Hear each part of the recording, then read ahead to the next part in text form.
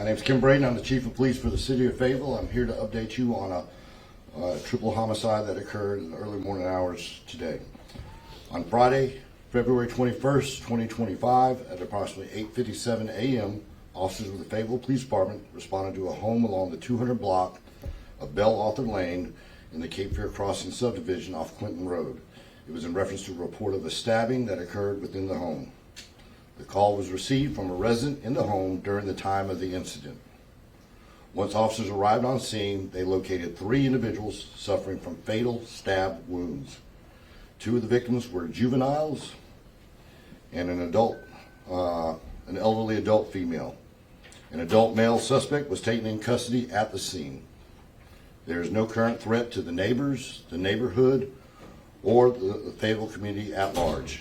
The preliminary investigation has revealed that all the victims and parties involved are known to one another and reside within the home. A review of the calls for service at the home indicates previous calls are medical in nature, but investigators will follow up to examine this tragedy and the events leading up to this morning. While I'm unable to discuss any further details of the investigation, this tragic incident that affects our entire community and the wellness of our first responders, as it pertains to juveniles, there will be no additional information provided on their identification. Our victim advocate, along with the Phoenix Center, are working closely with the family and has been impacted by this tragedy, as well as our peer support group for the first responders. At this time, I'll attempt to answer any questions with the limited information I'm able to provide. Were police able to find a murder weapon at the scene? Again, I have no indication, but they were able to get there, locate the victims and the suspect.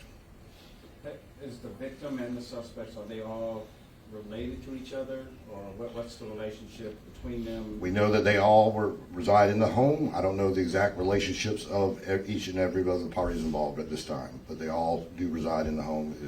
It appears that they're potentially related. Is it a group home kind of thing, or do we know? It's all family related.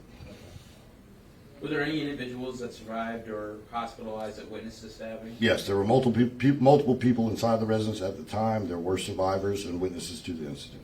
How many total in the home, do you know? I don't have that information right now. Chief, how are your folks doing? Because I can't imagine going to a scene like that.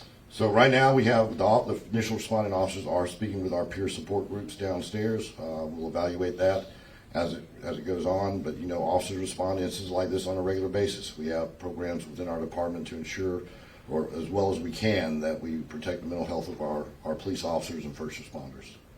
How's your homicide unit doing with everything that's been going on in January, and then you just had another one this morning? How are they managing to? So Ray, I think that last question sort of sums up what we do. We try to monitor our officers. Like I said, we offer peer support, counseling as necessary, and we rely heavily on them speaking to their supervisors and supervisors evaluating the situation of each individual officer. One more question. Sound like none? Where do we head from here? Well, what's the process of your investigation? Where is it? And again, we know where that is. More than likely there'll be an update as we get information as it pertains to the victim. Look to Raquel to provide those updates when they become available. We're not just going to speculate on what may or may come out later today, but we know, we'll give you updates on the suspect information and any information we can, and an update as soon as possible. I got one quick thing. Any charges yet, or is it too early? It's still too early. We're still in those early stages of investigation, trying to figure out what exactly happened. All right, thank you.